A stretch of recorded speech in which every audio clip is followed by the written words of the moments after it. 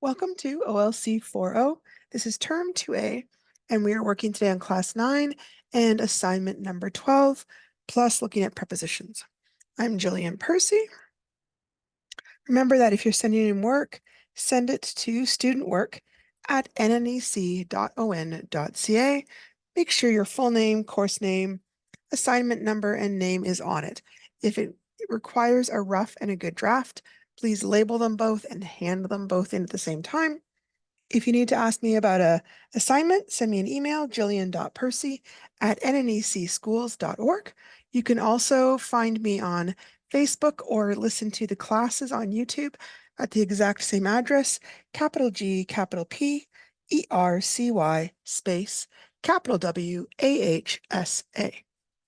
Okay, so today's work. We are going to understand and identify prepositions and prepositional phrases. Understand when to use a comma with a prepositional or an adverb phrase. Understand the difference between a summary and a news article. Think about the audience for this news article and what information they will want to know about. Understand and apply the writing process stages, pre-planning and drafting. Apply the news article format to our own writing for assignment number 12. Locate images that illustrate the concept of a news story. Learn how to create an interesting headline. Understand and apply paragraphing in a news article, and introduction to using quotation marks in our writing and how it affects paragraphing. Okay, quick review. Prepositions are words or several words that will connect a noun or a pronoun to the rest of the sentence. And when they do that, they will show the type of relationship that word has to the rest of the sentence. It may show their time, place or location, direction, agency, measurement, source or origin, the manner, the purpose, or possession. All right, so these are looking at some prepositions of direction. And again, it's the kind of thing where if somebody was asking you, hey, where is this? You would be able to use. The milk is above the soda in the refrigerator. My friend lives across the street from me. The ducks are eating along the river. The girl was sitting among her friends. They told stories around the campfire. Meet me at the stop sign. The employees parked behind the store. I hung the poster below the mirror. Come stand beside me. The flowers are close to the produce section. The spices are over the sink. The river runs through the woods. The man started walking toward the exit. So you can see the prepositions generally come immediately after, sometimes slightly after the verb, because it's tying what's happening in the beginning of the sentence to whatever other noun or preposition is happening there. Some other ones: up, the store is right up the road. The boy tumbled down the hill. The ring fell between the couch cushions. The thrift store is by the church. Have you ever been inside an abandoned building? The movie theater is, this is by, but they mean near the interstate. The library is next to the post office.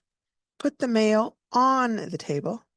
The dog climbed onto the bed. Don't jump off that wall. She drove right past the house, and the cat slept under the bed. All right, so there's a little paragraph there, and it's just talking about sometimes some of these prepositions, you can't always take them at face value or literal value. Sometimes they develop an idiomatic meaning where we just kind of get used to saying it a certain way, even if it doesn't necessarily make 100% sense. So what they're pointing out, for example, is we often say that we're on a bus or on a train or on a plane, but if you think about it, we're not literally on top of that. We're actually in one, but we never say it that way. Okay. If you're not sure about a specific preposition, you can look it up in a dictionary or look for examples online, and it will give you some examples of how to use it properly. A lot of these are going to be very similar or the same as prepositions of location or place. As far as I understand, prepositions of direction involve verbs that have movement. So you're not just explaining the milk is next to the butter. You would be saying he jumped towards the train. So you're describing how the movement is going. Again, I don't think it makes a lot of difference other than it can be sometimes tricky if you're not familiar with a certain preposition and how it gets used. I saw the man run blank the woman. Did he run towards the woman, away the woman, or through the woman? Hopefully not through. I would say towards. He could run away from the woman, but you can't just run away the woman. It doesn't make sense in English. He tried to grab her, but she danced blank him, danced by him, away from him, or towards him. Now, away from, that works. I don't know why just away by itself doesn't, but you need the word from. The kitten jumped blank the laundry basket into, onto, or under. I would generally say into. If it had a lid, it could be onto. You couldn't really jump under it, I don't think. The little boy the little boy climbed blank the ladder on the playground. This one could be too. He could have climbed up or he could have climbed down. Doesn't really matter. Across doesn't really work. You don't really go across. That implies kind of a horizontal movement rather than an up and down vertical movement. The keys dropped something the steps, down, towards, or into. I would generally say down. Towards doesn't quite seem to make sense there. I think I'm going to drive blank the park, to the park, into the park, up the park. Automatically up doesn't sound right. You could drive into the park if it was the kind where you drive your car around and see the animals. There's one of those near where I used to live. But generally, I would just say you drive to the park and then you would get out and walk around, that kind of thing. The little girls began to skip blank the path to the woods, along the path to the woods, under the path to the woods, or among the path to the woods. Well, you're really not going to go under. Among implies there's a lots of different things, which isn't really here. We just have one path. So they're skipping along the path. Oops, I'm just going to underline. It's a little bit easier to fix later. There we go. It took all day to hike blank the canyon, out of the canyon, with the canyon, or over the canyon. Well, you're not going to do with because the canyon's not moving with you. Over, probably not because the canyon is under. So out of, just like you'd be climbing maybe out of a cave or out of a basement, right? It's kind of deep, depending on what kind of canyon, I guess. Some are quite deep. All right, prepositions of manner. Prepositions of manner describe how something happens or is done, and they provide information on the way an action is carried out. Common prepositions of manner include by, in, with, like, or as. So for example, she writes with a pen. They came by car. He plays soccer like a professional. The children listened in silence. The book was written as a collaboration. It basically kind of answers like how did the action get performed? Is it with a tool in a particular way? Is it comparable to something else? Prepositions of cause and effect are one type of manner. Essentially, they establish a relationship between an event or a cause and its consequence, the effect. They're often used to explain reasons and to justify actions. The most commonly used prepositions of cause and effect are because of, due to, thanks to, from, as a result of, and out of. So they couldn't play because of the rain. The school is closed due to snow. We won the game thanks to her excellent performance. Many people suffer from allergies. He failed as a result of not studying. He managed to succeed out of sheer demonstration. So those are all prepositions that explain why something has happened. All right, we're going to skip over the next part. Quick review of the writing process. From this point on, the writing process in the course becomes a key fixture, and it is one of the things that I am constantly looking for when I'm marking your page, your any kind of assignments. First part is pre-writing or planning.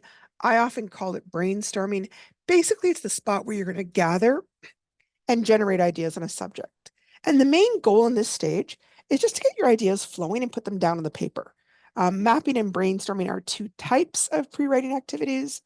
I tend to really use the word brainstorming sort of very generically as meaning you're trying to think of things.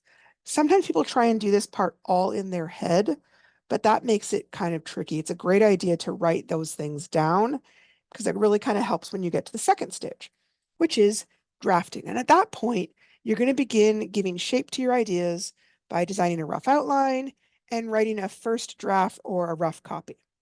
The words and phrases from stage one are put into sentences in this stage, but usually sentences that will need some refining. Now, I want to point out, I don't mark your pre-writing. However, I would say a lot of times when I'm looking at your draft, I could accurately tell whether you actually did any planning, right? There's a big difference between ones that are well planned and ones where the person is just kind of writing and often they're repeating themselves because they're not sure what to say because they didn't really take time to plan it. So it really helps your writing. I don't mark it, but it is a significant improvement on your marks if you do it, I find most times. Um, Third stage, revising. This is probably one of the hardest stages, and it's the one we're going to work on, I think, the most. In this third stage, you need to look over your piece of writing to make sure that the ideas flow smoothly and that the entire piece makes sense. Changes are then made to improve the piece of writing by adding, cutting, replacing, and reordering. If a computer is used, text can be easily changed using the many features of WordPerfect, Microsoft Word, Mac Paper, Google Docs, whatever you're used to using. Computers can be very helpful for this. Editing. In this fourth stage, you will correct your spelling, grammar, and punctuation. This is the first time in the writing process that you need to concern yourself with these finer details.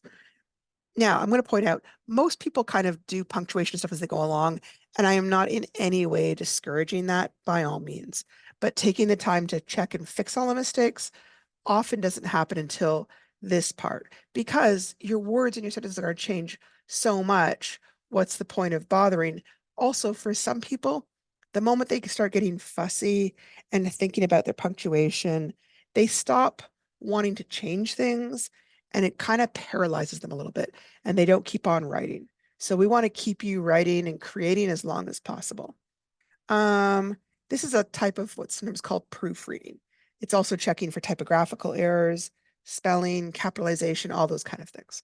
Um, Publishing is a final stage. For us, publishing is pretty simple. Basically, once you hand it in to me, you've published it, right? At that point, you're not easily able to make changes. Obviously, I can send it back to you and you can take some time and fix it, but that ends up being a lot of work. So once you've published it, more or less what you see is what you get. If you were a writer working in the real world, publishing might be submitting it to your editor, um, sending it off to magazines, trying to see if somebody wants to publish it as a novel. Publishing can be a final stage that takes up a lot of time in the real world. In our world, it really doesn't so much. Also, really important to note, writing is not a 1 to 5 stage process. Many of the best writers have to do numerous drafts and revisions before they're finally ready for the editing stage. It is not any kind of a reflection of your writing ability. If you need to do lots, I certainly do all the time, as do lots of famous people. Okay.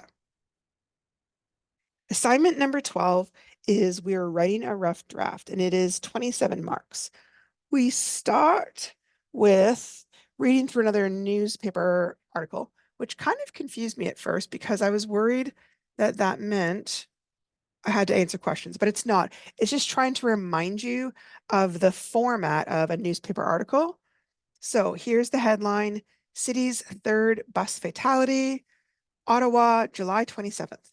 Yesterday afternoon, a pedestrian identified today as Joe Johns was fatally struck by a bus while crossing Bank Street near Walkley Road. He was running with an iPad when the accident happened. And that's their lead, right? Michael Andrews, an off-duty police officer, was first on the scene. Andrew reports, I gave him first aid and emergency teams arrived here quickly. Unfortunately, we were unable to revive Joe Johns. It is believed that he died on impact. Witnesses were left in shock following the accident. Amy Anstey was driving east on Walkley when she witnessed the accident firsthand. I will remember that for the rest of my life, she sobbed. I felt helpless as I watched him run unknowingly into traffic. Johns was a single father of two teenage girls and lived in the Alta Vista area. John's friends came forward on a Facebook memorial site today, leaving messages like, John, you were my friend, may you rest in peace, and many respondents cited John's tremendous compassion. You were there for my family when I was sick, and I will be here for yours. Bank Street was closed last night for 2 hours while officers investigated the accident scene. It appears that the bus driver had followed all traffic regulations and that John had tragically run into traffic. Okay, so looking back at this, the headline is what we call the title for a newspaper report, and it announces it's supposed to be very eye-catching and really kind of get people to stop and slow down and read the article. The lead is written in bold. Now, that's just for this because we're trying to get you to notice it. You do not have to try and do yours in bold in your article. It starts the news report and it should announce who, what, when, where, and possibly why. You should be able to read that lead and not have to look any farther to really understand what happens. It might be one sentence, it might be two sentences. Don't worry, you're aiming for the most important stuff. Here, they've kind of deliberately tried to indicate where it's answering who or what or where or when or why. Again, you do not need to do that in your own news article. I got some questions about that. Nope. They're just trying to make sure that you notice it. That's all it is. The dark gray highlighting indicates a quote from our witness. Again, you do not have to do that. As the report continues, information gets increasingly less relevant. This is called the inverted pyramid structure of writing, which we talked about on Thursday. Now that you've seen a couple of examples of what a news report should look like and contain, it's your turn to try it out. You're going to be using the writing process to write your own report, follow the steps on the next page to create your rough draft, and then afterwards, tomorrow, then we're going to polish it all up for assignment 13, okay? Please don't rush. Some people try and race over to assignment 13, and usually it results in lower marks for both 12 and 13. And they're both really big assignments. They're worth a lot. So take your time, please. Okay, there is a news report checklist. You should be able to answer yes to all of these once you've done your writing. If you can't, you need to go back and fix your report until you can answer yes to all of these. It needs to have a short headline that catches the reader's attention. It should include a date, like when things are happening. Appropriate who, explaining what, when, where, and probably why. How should demonstrate understanding of the event. The quotes used are thoughtful and appropriate to the event, and the level of detail demonstrates considerable understanding of the event. So the more vague you are, the more I assume that either maybe you didn't read it thoroughly or you didn't remember it. You need to make sure your details demonstrate your understanding of this chapter, okay? So here going through. Number one, choose a topic for your news report. For this particular assignment, you will use any of the events that you thought were newsworthy in chapter 1 of Jimmy Comes Home. You will have to make up some details, but you should use any information provided by the novel to come up with answers to your 5 W's and your how. Your topic will become your headline. You are welcome to use juvenile offender back in town as your headline or choose something else. The two means A good headline is worth 2 marks. Question number 2, news reports often have photos to visually show the event being reported on. Draw a picture or locate a photograph or other graphic in a magazine or newspaper or from the internet that would appear with your news report. That is worth 5 marks. Please don't neglect it because honestly, it's an easy 5 marks if you just take a few minutes to look for something. Number 3, figure out which details you want to include. Remember that you may have to make up some of the details. Remember that though, like I can't rename the main character. His name is Jimmy. I can't suddenly decide, yeah, I don't like the name Jimmy. I'm going to call him Peter. If somebody already has a name, you've got to use that name. If something's already happened in that chapter, you can't make it unhappen. You can add details about things that weren't really explained, but you can't change things that were already there, okay? Here's an example of a quote. Jimmy's grandmother commented, "I'm so happy that you're home again, Jimmy." Okay. This is a tough assignment. It's got a lot of elements to it.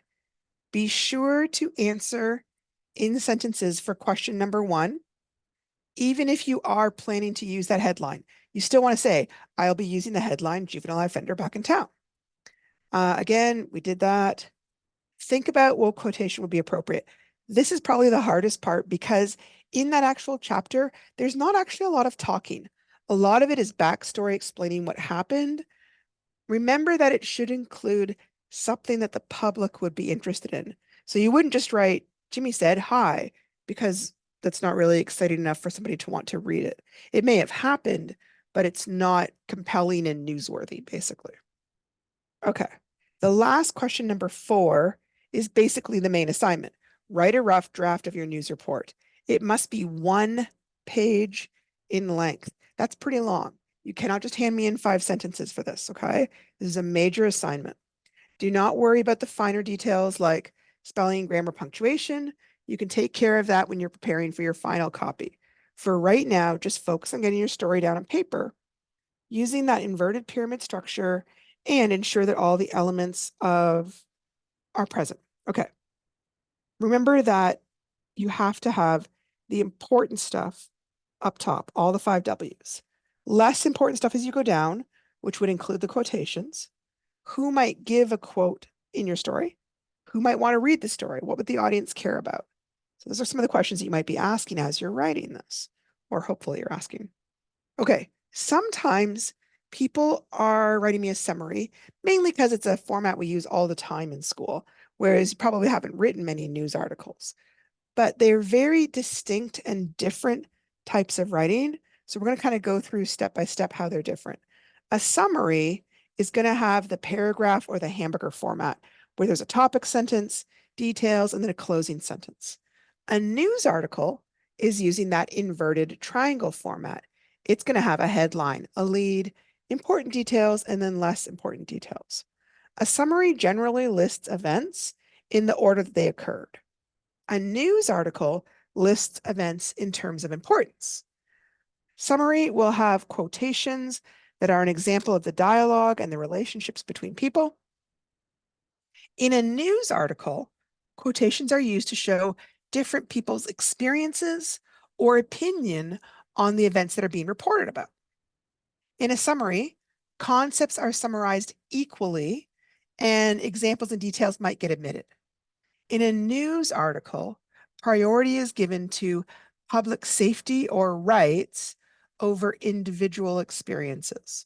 So those two aren't necessarily connected in terms of, though, when we're talking about what's coming into the story, right? A news article might give important details if they thought it was relevant to the public safety. A summary might not bother as long as they had the main idea down. Okay, I wanted to show you this quick little video on writing like a newspaper reporter. Okay, in this video I'll be covering the inverted pyramid style of writing and exactly what that means. Typically, we will be writing in one of 2 basic styles or formats, the inverted pyramid or a list article, which I will be covering later on in a different video.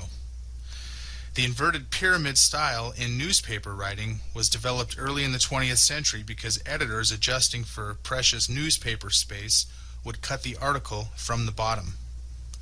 So the journalists or writers would include the most pertinent information in the beginning and then in a descending order of importance. The concept behind the inverted pyramid format is relatively simple. The most essential pieces of information are offered in the first line, which is called the lead. And this usually addresses the so-called 5 W's, the who, what, when, where, and why. Thus, the reader is able to ascertain the key elements of the story immediately. The writer then provides the rest of the information and supporting contextual details in descending order of importance, leaving the least essential material for the very end. Remember, your reader could stop reading at any time, so keep it interesting and put critical information in the very beginning. For example, if I were to write, 2 children were injured when fire swept through the First Community Church in Detroit, Michigan on Friday, September 5th, the fire is believed to have started from unattended candles. Okay, did I address the who, what, when, where, and why? Absolutely, at least of the facts that we know. Now we could get into a little more detail in this first paragraph if we needed to fill more space. 2 10-year-old children whose names are undisclosed at this point sustained minor injuries early Friday evening on September 5th.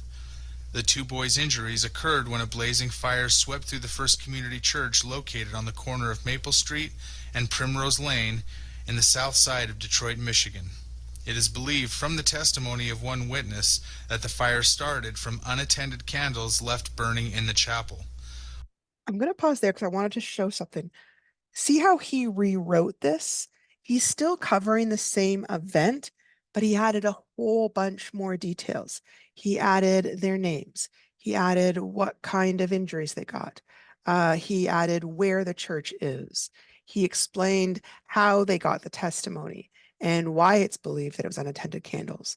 This is a great example of revision. They didn't just change a word or two, he changed fundamentally the information that he gave and made it so much stronger. So when we're talking later on about revision, this is the kind of thing I'm talking about where I'm expecting you to make major changes that really improve the quality of your writing. Okay, let's continue. Obviously, this gives us a little bit more detail, and considering that you want to typically have between 350 and 450 words to an article of this style, we want to get into a little more detail. Okay, this will make the first paragraph pretty good, and a lot of details can be added in subsequent paragraphs. For instance, you could write about the reactions of the parents. When the boy's mother came to the scene, she was obviously shocked and very emotional. You could also get into a little more detail about the injuries sustained. According to St. Mark's Hospital, there were small third-degree burns and a few bumps and bruises, but no broken bones. And you may also want to write about the details of the damage to the church. The good news is that the church was quickly saved by the local heroic Southside Fire Department, and it did not burn to the ground. The church sustained an estimate of $50,000 in damage. Okay, so as you can see here, we have a basic inverted pyramid article or story. And if you'd like to do some more research on the subject, I've provided a few links here that link to articles with a little more detail on the subject. Okay, so I'm going to pause that now. This is just really important because I think it's the hardest part for sometimes it's a real change in how we write, and it can be kind of tricky. Now, going back to the main assignment, remember that you can choose any event in chapter 1 to be the focus of the news article. So like they suggested the juvenile offender coming back to town, but lots of people did different things. So Jimmy and Gary being arrested and questioned for the break-ins and arson. Jimmy's conviction for arson and being sentenced to juvie. Jimmy's return to the community. Remember that you can also slant the article as you wish. Remember that a reporter can't express an opinion. He can't just say, oh, I think this is a terrible idea. But the people he quotes can. And sometimes you can tell how a reporter feels themselves because they only choose positive quotes or they only choose negative quotes. So the community could be very supportive of Jimmy or Gary. They could be very unhappy. He can't express it himself, but he can put quotes from different community members. Or he could be more neutral and have different community members express different opinions on Jimmy and Gary. That's usually what's considered appropriate or balanced news reporting. Okay, going on to once you know what your topic's going to be, you can always have fun creating a headline. A headline is supposed to be um, interesting, jazzy, grabs your attention, should make you want to know more about the story. It should also be truthful. You don't want it to be fake that when the person clicks through and reads the article, they're like, oh, that doesn't match what the story says at all. That's kind of what they call clickbait, where people are trying to generate clicks literally in order to make revenue. But newspapers are really not supposed to do that. Present tense. It's generally written in present tense as if it were happening right now. Now, when I wrote that, I am not convinced that that is the case. Hang on. Let's head back here. Yeah, I don't think so. I would say past tense, which is true of most writing. Okay. So I'm going to take that out. I know I wrote that because that's what I was told, but I don't think it's true. Grammar, just the most important. Oh, because of the headline. Right. Okay. Not for the whole story, just the headline. It's usually bolded, starts with a capital letter, does not need any kind of end punctuation. You don't need to put a period. Sometimes you put an exclamation mark, but it tends to look a little, I don't know, fake, so they don't do it. So I wouldn't normally write a man saved a dog. I might write man saves dog. A group of thieves robbed the bank. Gang of thieves rob CIBC bank. A woman almost drowned going through the ice. Woman falling through ice barely survives drowning. So it's not a sentence. It's more like you can picture somebody kind of shouting it to get your attention. Okay. Who is your audience? Before you even start writing, think about if you were a real reporter, right? If you were working for a Sioux Bulletin and you were writing a news article for this thing, who is your audience? Who's reading these articles, right? And what's going to be important to them? Think about if someone got in trouble for setting a fire in your hometown and was returning there, what would people be thinking about? Would older people have a different viewpoint than the youth? Um, who would actually be reading the paper? What might they be wondering about? Would they be feeling happy, sad, angry, worried? As a reporter, you're trying to meet the needs of your audience. Well, who is your audience? Who's going to be reading this? Not just me. Yes, I'm the obvious kind of marker, but if you were a reporter, who would be reading it? Okay. Second, what access to information does the reporter have? And I'm going to talk about this a little bit more here. A reporter isn't sitting on the plane. So he's not going to know what Frank and Jimmy said to each other unless one of them walks up to him and tells him. So it's weird to talk about what Frank and Jimmy said privately unless you explain how the reporter knows about it. However, a reporter might have access to the police reports or the original news stories about the fire. He might have interviewed different people like the chief, the police, his grandma, his friends. What would they say about Jimmy coming home? Would they all have the exact same opinion? And remember, you're allowed to make up some quotes if you want, because there's not a lot of quotes in chapter one. You don't want to have too many quotes, but it would be okay to list two or three quotes of different opinions. You want to make sure there's some facts in there, not just opinions, but you do need something that having a quote from an actual person really does make the story more compelling for some reason. Okay. So a reporter would not tell the reader, directly how a character feels. Like they wouldn't just write, Johnny felt discouraged, but he could quote somebody telling about their own feelings or someone else's, like Johnny confirmed, I felt discouraged at first. A reporter would not give their own opinion. They're not going to write, I was horrified to hear of the crash, but they could quote somebody else's opinion. For example, the store manager said, I was horrified to hear of the crash. They will not write about events or actions that occur privately between people unless one of them tells the reporter about it. Remember, they're not like an actual bug on the wall. Even if they did, for example, tap things, they wouldn't want to let on. So if no one else is in the room at the time, the reporter can't talk about it because they don't know about it. Unless, again, you explain that one person told the reporter, blah, blah, blah. So, for example, something private might be they were finally alone in the house. He gave her a big hug. Reporter's not going to write that. That's writing from the boyfriend's point of view. But a reporter might write something like, Johnny and Mia retreated back into their house after giving the news conference, right? It's not talking about what happens once they're alone. It's just describing their outward actions that anybody could see. Okay, remember the inverted triangle format? The 5 W's should all get told in the first couple of sentences. Don't worry about chronological. Don't worry about what comes first. What is really, really, really important. Then other things that kind of flesh it out. And then some things near the bottom that if they got left out would not be the end, but do maybe kind of make the story more interesting.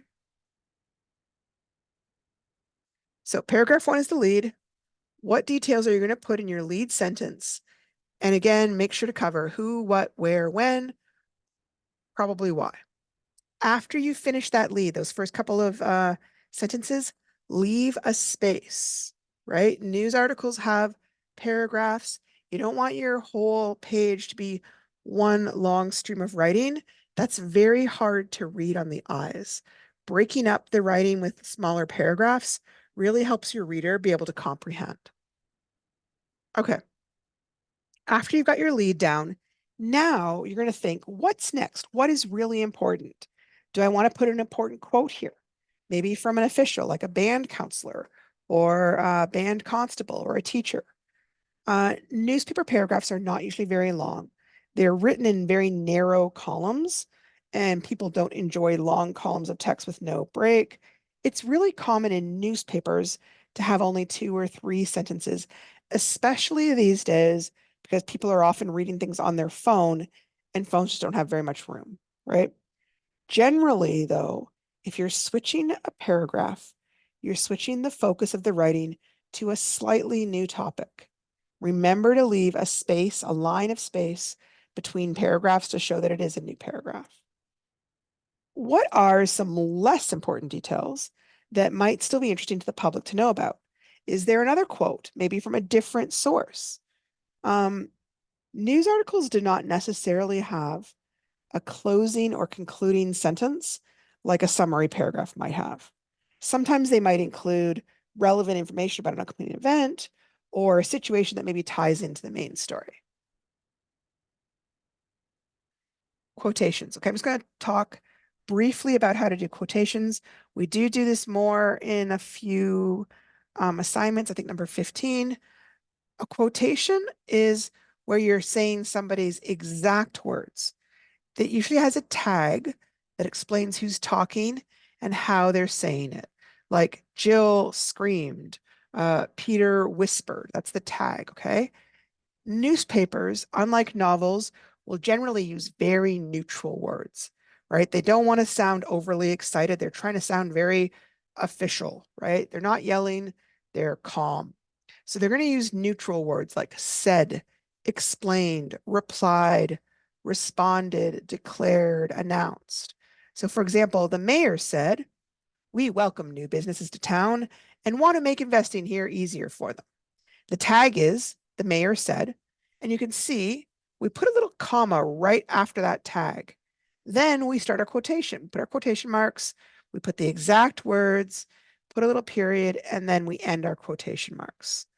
A quotation is always surrounded by opening and closing quotation marks like these. When I was young, I was taught the first ones that open are like a 66 and the ones that close are like a 99. When the quotation comes last, the period inside the quotation marks, like right here, counts for the entire sentence. I don't need to put another one there. It's kind of too many periods for the one sentence. Now, sometimes the quotation comes first and the tag comes last. For example, I'm obviously disappointed in the outcome, but hope they find what they're looking for with an OPP contract, said Windsor Mayor Drew Dilkins, who chairs the police board. The exact words are enclosed, again, with beginning and ending quotation marks like this. Here, said Jesse. Now, if a tag comes after the quote, like here, and then a period will come at the end of the tag, as long as it's the end of your sentence. But we wouldn't put a period here as well, because then it looks like you've got two short sentences. Usually we just change the period into a comma. If it was an exclamation point or a question mark, you'd leave that alone, okay? But it's so common that we use periods that it's just important to know we don't put a period inside the quotation marks if it's not the end of the sentence yet, okay? If you put a quotation by a new person, that means you start a new paragraph and you put a space between the two paragraphs. This helps make it more obvious that a new person is speaking. So, for example, Constable John Smith said, "We always come and support the youth basketball program. We think it's a great way to make connections to the community." Space, because they're about to switch who's talking. Get to see the police out of their uniform and just playing on the court with us. It makes them a lot less scary, explained Peter Loon, captain of the team. If I hadn't left a space, it might have looked like Constable John was saying the part about the police out of the uniforms, which wouldn't make any sense. So that space is just like a little visual heads up. Hey, new paragraph, new speaker. It just kind of helps your reader, basically. Okay, tone is a really important part of news articles. Um, they try to stay objective, news reporters. They don't give their own opinion. They also write very formally, right? Like picture a principal talking and how serious they can be and very complete sentences. They're not informal or casual. The tone is generally very serious, right? They're not silly. They're not goofing around. They're not going to use short forms or slang or swearing. This tone is an important part of a news article, and it is an important thing that I look for when I'm looking at your writing, okay? Here's an example. Here's an example from the actual Sioux Bulletin. Here's an example of an inappropriate tone talking about the same event. So from Sioux Bulletin, February 15th, a tradition of caring is continuing in Sioux Lookout this month with the Sioux Lookout Minoyawin Health Center Foundation's 25th Tree of Hearts campaign. Through the campaign, people are invited to illuminate a light in memory or in honor of someone special for $10 each.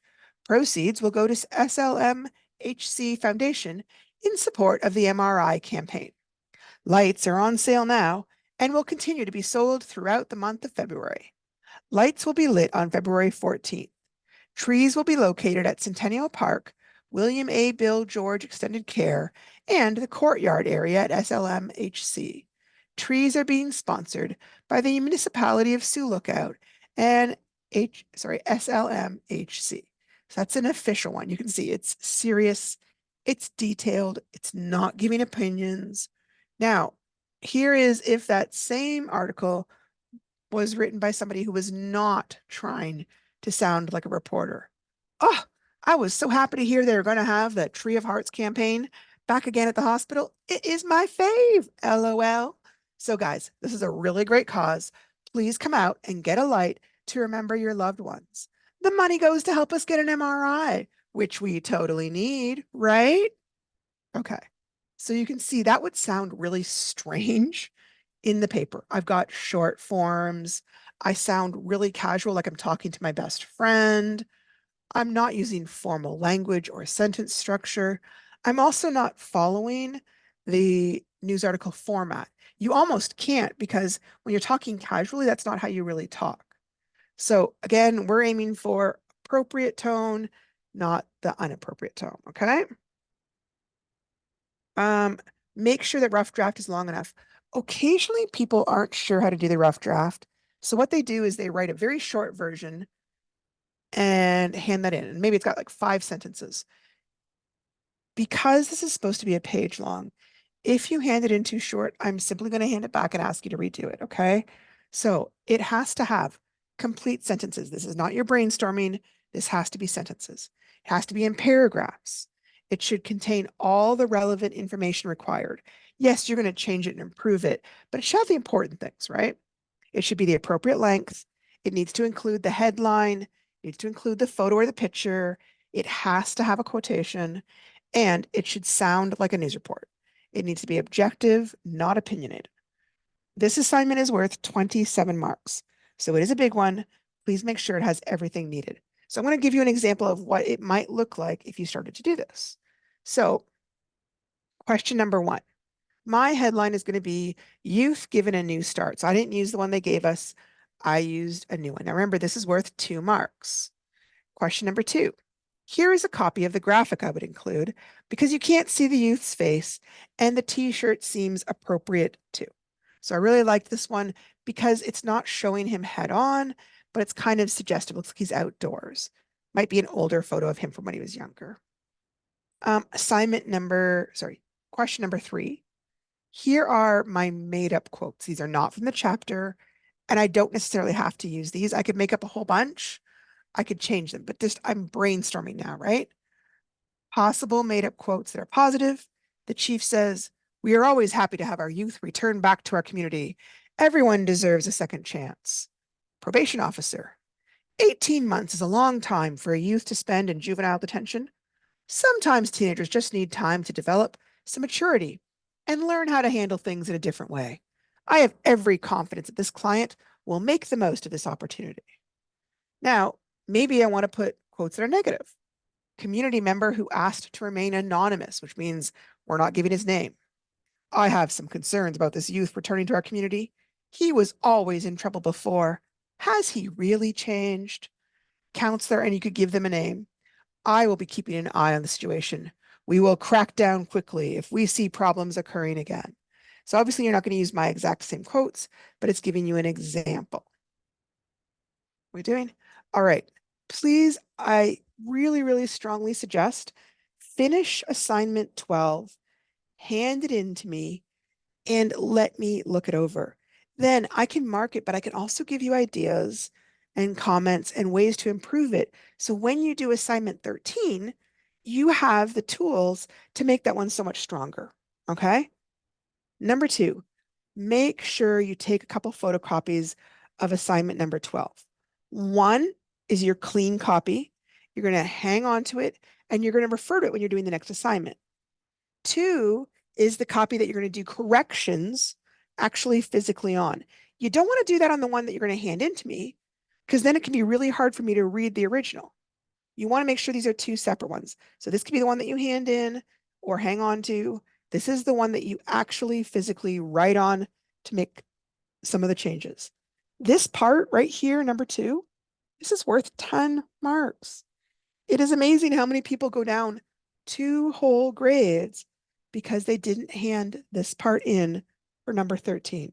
We'll talk about that tomorrow, but this is really, really important. Before you start going on to number 13, take some photocopies or take a picture with your phone. You need to have your original for number 12 and then one that you can write on for number 13. Okay. Is there anybody, I'm not even sure, is anybody out there that wants to ask any questions? No, it's just me today. All right. Again, if you do have any questions, just reach out to me. I'd be happy to answer using my email. I'm going to go back to my contact stuff really quick. I'm in the studio for a little bit afterwards. I'm in the office again tomorrow at 10 o'clock. And this is probably the most reliable way to reach me is jillian.percy@nnecschools.org. Tomorrow, as much as possible, we're going to try and work solely on assignment number 13. Okay. We're getting pretty close to the end of unit 1. I think by the end of the week, we might be finished it. It has the most assignments. Once you're finished unit 1, I really feel like the next units go a lot more smooth and are a little bit faster because you kind of got the hang of it. All right. Thank you so much for coming out. And I hope you're enjoying the assignments. Give me a phone call or shoot me an email if you need some help with anything. Okay. Thank you so much.